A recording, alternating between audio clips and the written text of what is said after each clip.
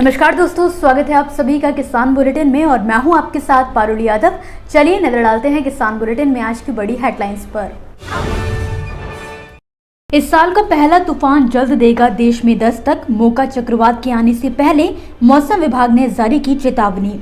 केंद्रीय कृषि मंत्री ने लॉन्च किया कृषि मैपर ऐप, कृषि क्षेत्र की गतिविधियों को सैटेलाइट के माध्यम से करेंगे मॉनिटर। अब सस्ती होगी कृत्रिम गर्भाधान में बछिया पैदा करने की नई तकनीक, सिर्फ 100 रुपए में पशुपालकों को मिलेगी सुविधा। हाल ही में भारतीय किसानों को सावधान करते हुए मौसम विभाग ने बंगाल और उड़ीसा में 7 से 11 मई तक अलर्ट जारी किया है। भारतीय मौसम विज्ञान विभाग के मुताबिक जल्द ही बंगाल की खाड़ी से आने वाला मोका नामक साइक्लोन किसी भी समय में भारत में अपनी दस्तक दे सकता है। आपको बता दें कि साल 2023 का पहला चक्रवात है। आईएमडी ने साल के पहले साइक्लोन मोका को लेकर पश्चिम बंगाल और उड़ीसा से सटे दूसरे राज्यों के लिए भी चेतावनी जारी की है। मौसम वैज्ञानिकों की माने तो ऐसी संभावना है कि मोका चक्रवात तूफान में बदल जाएगा, जिसको देखते हुए बंगाल की खाड़ी के इर्द गिर्द मछली पकड़ने वाले मछुआरों, नाव चालकों और वहां के आसपास के लोगों को जल्दी वहां से हटने के निर्देश जारी किए गए हैं। आपको बता दें कि मई महीने में ही मोका तूफान के उठने की आशंका है, जिसका असर दक्षिण पूर्व बंगाल की खाड़ी के आसपास जो भी राज्य स्थित है वहां इसका प्रभाव देखने को मिल सकता है।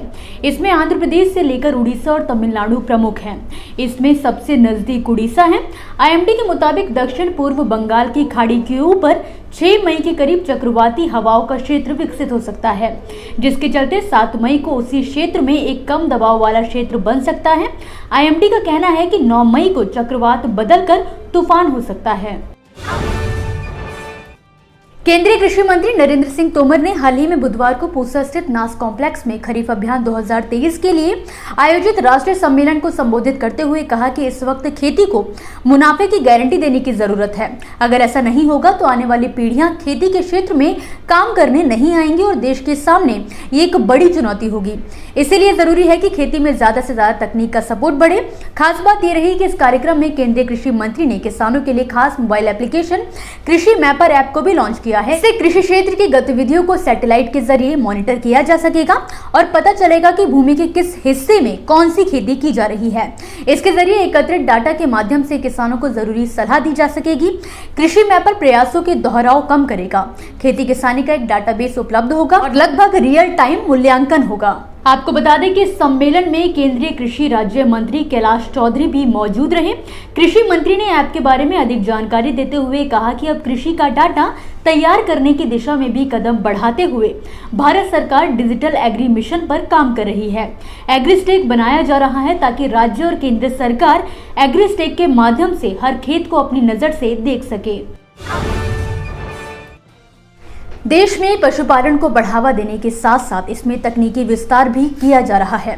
दुग्ध उत्पादन को बढ़ाने के उद्देश्य से सरकार द्वारा नस्ल सुधार के लिए कई तकनीकों पर ध्यान दिया जा रहा है।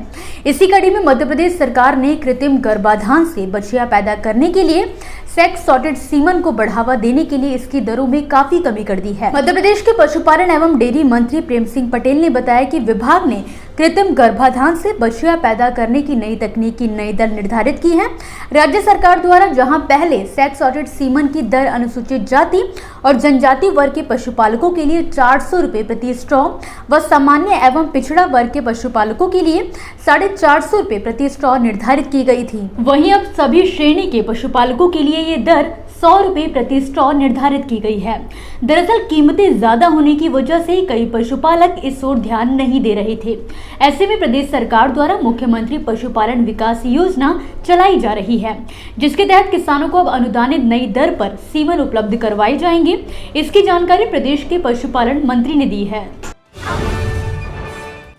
दोस्तों, ये थी वो खबरें जिन्हें हमने आप तक विस्तार से पहुंचाया, लेकिन अब हम बात करेंगे कुछ ऐसी खबरों की जिनके बारे में भी आपके पास जानकारी होना जरूरी है।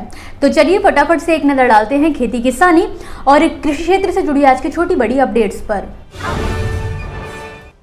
मध्य प्रदेश के बुरहानपुर में ओलावृष्टि, बारिश और आंधी से किसानों को बहुत ज्यादा नुकसान पहुंचा है।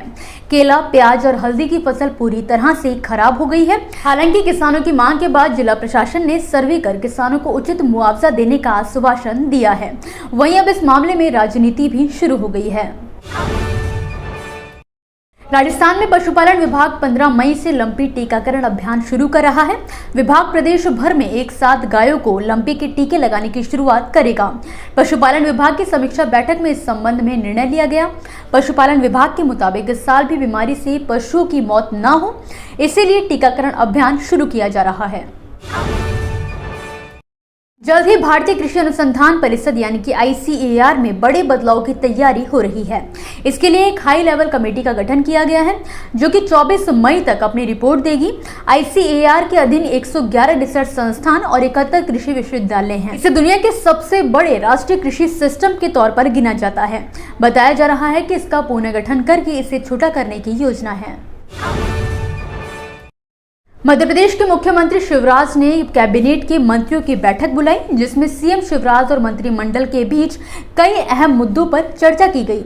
इसके बाद प्रस्तावों पर मोहर भी लगा दी गई। इन प्रस्तावों में कृषि विभाग में नई FPO पॉलिसी को भी सरकार द्वारा स्वीकृत किया गया है। हाल ही में यूपी में मक्का बुवाई के जो आंकड़े सामने आए हैं, उसके अनुसार मक्का का उत्पादन बढ़ा है। राज्य सरकार ने इस सीजन में मक्का का लक्ष्य 1.71 लाख हेक्टेयर रखा था, जो कि बढ़कर 1.93 लाख हेक्टेयर एकड़ हो गया है। ये लक्ष्य से 113% ज्यादा है। इसी के साथ आज के किसान बुलेटिन की बड़ी खबरों में फिलहाल के लिए बस इतना ही। आप मुझे दीजिए इजाजत और देखते रहिए ग्रीन टीवी। नमस्कार। देखिए ग्रीन टीवी YouTube पर भी, बस सब्सक्राइब करें और बेल आइकन दबाएं।